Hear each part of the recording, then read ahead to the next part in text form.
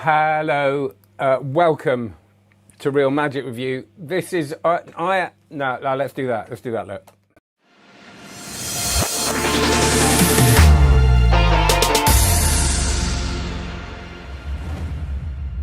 There you go. I've done that now, which makes it look very professional, doesn't it? So listen, this is a live, but it's a live with no notice whatsoever. I think I had 4 minutes notice on this one, so there's probably nobody going to watch this live, and that's fine because you don't have to watch it live.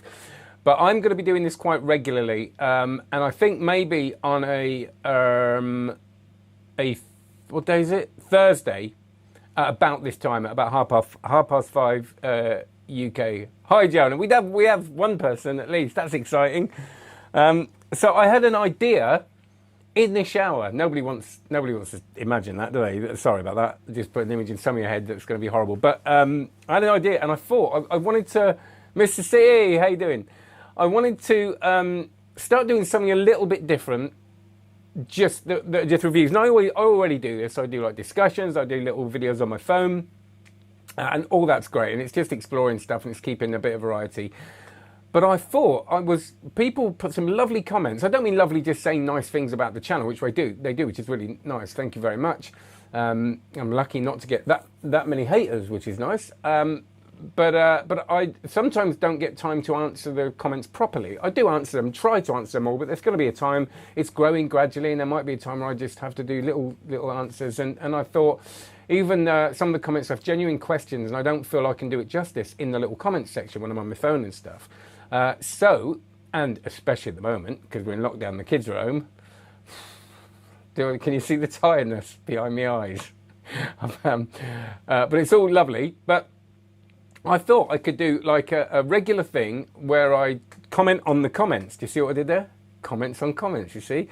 So have sessions where if people have genuine questions about what I've reviewed or about magic genuinely, I can give them a little bit more time. It's not going to be, I've got a card magic course live session in like 20 minutes, so it's not going to be a really long thing, but they could get longer and longer, and I could do a few of these a week if I had loads of questions or just one or two or whatever. It's just an experiment, but I thought it'd be quite nice. And people are, hey, how you doing, Manish? Nice to see you. Dominic, James.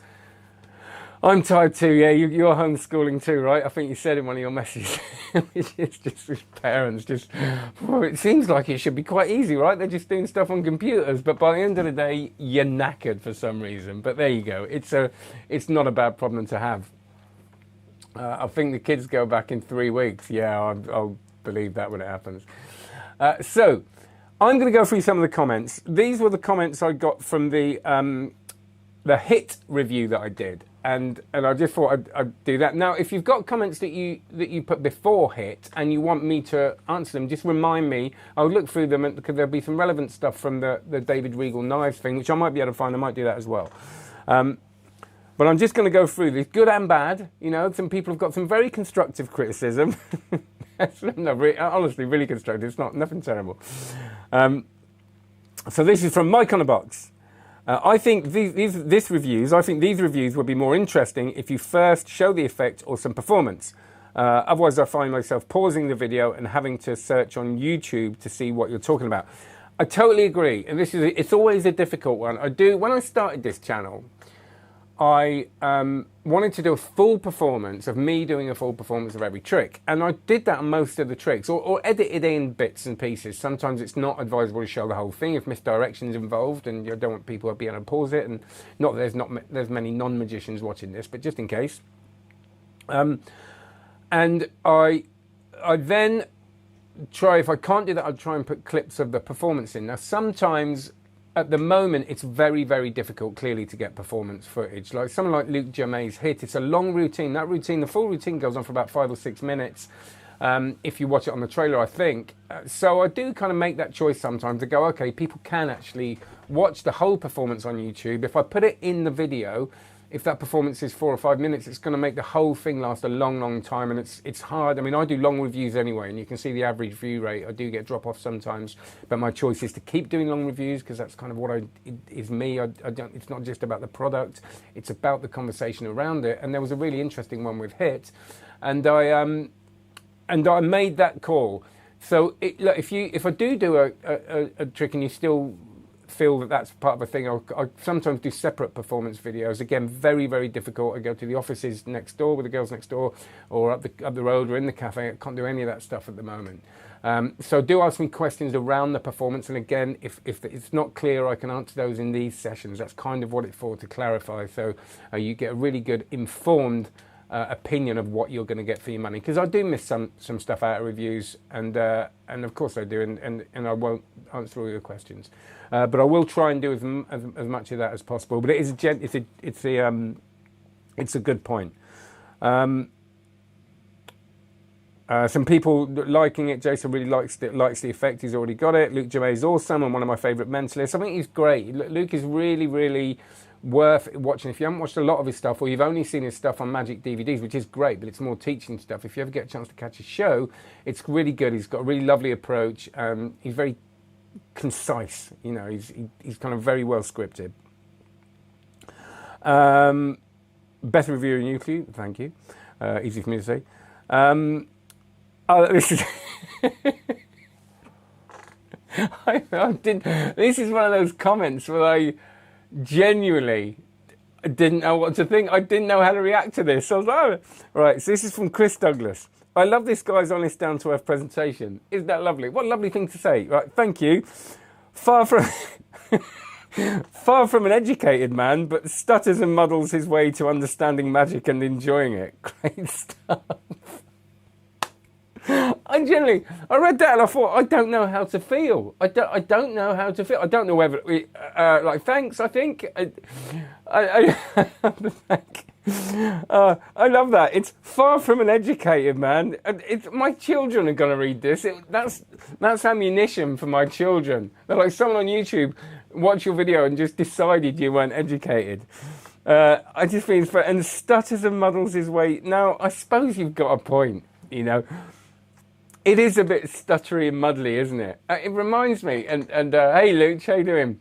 It's such a funny comment, because I've never been so split. I kind of want to go, oh, but it's he's put really nice things in there. So Chris Douglas, well done. And then loads of people ran to my aid and kind of cut him down a bit, and I really appreciate that. That's lovely. But I think it seemed like, I don't know, maybe I'm a little bit like the Forrest Gump of the Forrest Gump of magic reviews. I don't know. If you want the educated stuff, go and watch Magic Orthodoxy. He's educated. I've got a clue what I'm talking about. You're probably right. Maybe everybody's thinking that. It's like, I've got imposter syndrome anyway, and you've just gone, you know, you've got imposter syndrome. Yes. But anyway, but great. Thanks for saying the nice things. And stutters and muddles. I'm a bit stuttery and muddly, aren't I? But there you go. Okay. Rob had an interesting question. Great review. You answered the main question that I had about it. It seems that most gambling routines end up being sucker routines where the spectator always loses. If from Rob Jacks. In the trailer, the spectator loses so many times that for me it became uncomfortable. You addressed this concern very well, and I'm glad that hit can also be reversed. Can you perform this so you can alternate the outcome? Absolutely. The thing about hit is that once you know the thing about it, you can do what you want. In the moment, you can decide who wins, which is quite a freeing thing. You can kind of go, right, me or him. And the thing is, Luke just does say when you watch the whole extended thing, that he says the guy that he was doing it with was a really nice guy and really going with it. So he read that as fine. And actually, when you watch the whole thing, I felt okay about it. It felt like Luke had read that and kind of made a decision. But you can totally do that. With me, I think I would do both. Sometimes I get people on stage, and you can have a really good fun with them because you know you're just both in on it, and you both know what's going on, and it feels like you're both playing a game, and you're not genuinely fooling them. And I think you can play with that, and I think it can be really, really funny. Ricky Jay has a lovely thing. He's not doing it to anybody, but the way he talks about the Monty and stuff like that, you can imagine he could do that with someone next to him, as I'm sure he has many times. I haven't seen all of his stuff. And it would still feel okay. There's a kind of gentlemanliness about it, which is a word that I'm gonna claim. Thank you very much. But I'm just laughing at the comments, not educated. But yes, so you can alternate the outcome, which is what I really liked about it, which is I was also surprised about. And like I said, I think it was a slight misstep showing that a performance as the trailer, because it didn't make it clear that you could do either. And I think, let's see if there's any comments. Michael says, this is so much better for me as it's not poker. Simple for the spectator to follow. Absolutely. You can just go, right, do you know the game 21, blackjack? No. Well, basically, add them up to 21. If you go over, you get a bust and you lose. It's the nearest to 21 and you've got it. You've just got, and Luke says that in it. And I think it's nice for that. And it's nice to be able to do this. If you've got any questions now, it doesn't have to be on HIT. It could be on anything you like. I've got 5 more minutes. Next time we will do a longer one. And importantly, if you want to comment on any of the videos and the reviews, do comment, because I will try and fit most of the questions in. The one question I did want to talk about briefly was about the David Regal knives presentation. There was a lot on Facebook and a lot of comments about saying it was inappropriate, that the knife presentation was inappropriate, his presentation. Now, you've got to understand, he does that in a very sterile surrounding, and I think when you've got an audience with you, again, there's a tongue-in-cheekness. I wouldn't choose that presentation, but I'll maybe do something a bit more risky with certain people. There's a lot of people also said they're uncomfortable about knives.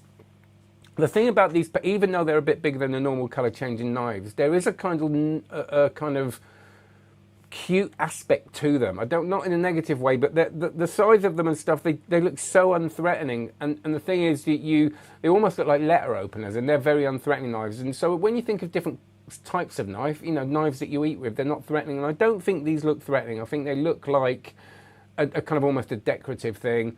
And there's an element of play around the routine, I think. And I'm not saying I'm right, but I'm saying that I think that I would happily do a knife routine, because once the audience like you and they get you and they understand you, I think that you can pretty much do anything, and they know. I don't mean do anything. You can't start saying deeply offensive things, because you'll lose them like that. Believe me, I've got experience. No, I haven't. But do you know what I mean? So make that call. But I think that there is an appropriateness and a context to most stuff, and we can get away with it if we're very, very careful. And we're aware. It's just being aware of your audience and self-aware of how you come across. It's like some lines can just sound wonderful for some people, and some lines can sound awful for some people and just come across as sleazy. And I've been there before. I've done lines when I was a street performer where, someone said, Pete, I used to say, can I do that line? And he'd go, yeah, all right. And I'd do his line and just wouldn't get a laugh. And I'd go, why? It's such a good joke. And just because it's not me. And, I did some of Gazzo's lines and Cellini. Now I'll admit it, at the time, I was desperate to make it work. And they just didn't suit me. So, again, different things for different people. So good to see you, Luch. Magic Stevens, love you out. Thank you very much. Run, Steve, run. Yeah, I did run for a nice run this morning. I don't think I'll comment on the review, but I think HIT was also part of Vanishing in Masterclass. Oh, did he do it? I didn't see Luke's Masterclass. He needs something in release is probably more complete. Yeah, you get everything you want with a release, and you can very easily make up your own. Can you please do your top 10 of 2020? I'll have a look, actually. It was a difficult one. There's a lot I haven't reviewed. I'm not getting... It's a difficult one, isn't it? Because there's not loads being reviewed. A lot of people are holding back. There's some lovely reviews, but it didn't feel like I had... 2019 there was a lot more to get hold of, and I've still got a lot to get through. I've got a few reviews. I've got a few older reviews. I watched some very interesting yesterday, which a lot of you might not know about, which is really worth looking at for when it comes out again. So remember that I review what I can, but a lot of people aren't sending me stuff at the moment. For some reason, I'm not getting stuff off Murphy's anymore. I don't know why. I don't know if I said something in one of my reviews. I don't know. Can I borrow your Vernon books? It's for my homeschooling. Yeah, all right. You can borrow them. Hello from the USA. Hey, James. Good to see you. Do that best of 2020. Okay, I will. I should have done it at Christmas, but it's so hard at the moment to... I've got a bit more time now. Christmas was so manic with the kids and stuff. Do your bookshelf tour. The one thing that worries me about doing my bookshelf tour is that I ain't read a lot. I haven't read a lot of the books. I've flicked through them. I worry that I haven't got much to say, but I will. I did. If you look at the early videos, I did some really early videos of looking at my bookshelf. So there's quite a lot there. I do talk about quite a lot of them. At the moment, I'm getting a lot out of Marlowe in Spades. That's a good thing, and that's in the Cardially Yours, if you've got that. I'm enjoying that, because I haven't really studied a lot of Marlowe. And I've just been still looking through Andy's book, which has just got some great stuff in it. And Secret Language, I'm just slowly working through.